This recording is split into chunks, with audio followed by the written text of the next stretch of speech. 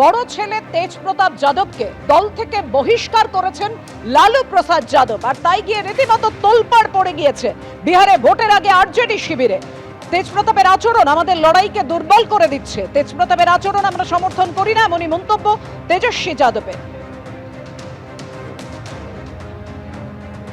जहाँ तक मेरे बड़े भाई का सवाल है उसके बारे में, उनकी निजी ज़िंदगी में क्या नुकसान होगा, क्या फ़ायदा होगा, वो निर्णय जोड़ ले, इससे हमको कोई लेना देना नहीं है।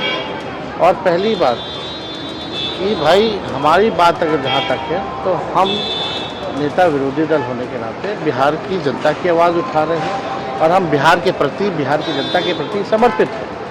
हमारे घर के मुखिया, पार्टी के मुखिया ने अपनी भावनाओं को स्पष्ट कर दिया है और ये जानकारी मिलते ही उन्होंने कार्रवाई की है।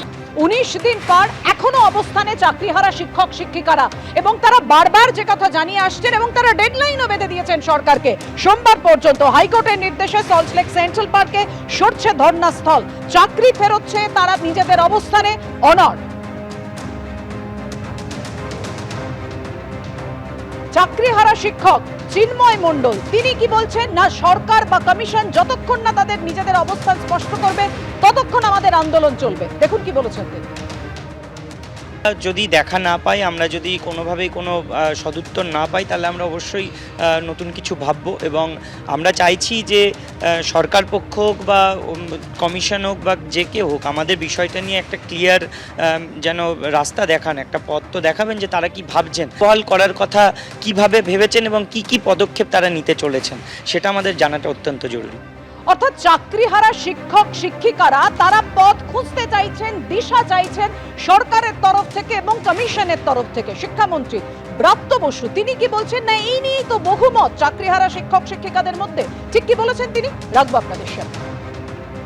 একটা চিঠি আমি পেয়েছি, সেই চিঠিতে কেন বসতে চাওয়া হয়েছে সেটার কোনো উল্লেখ নেই।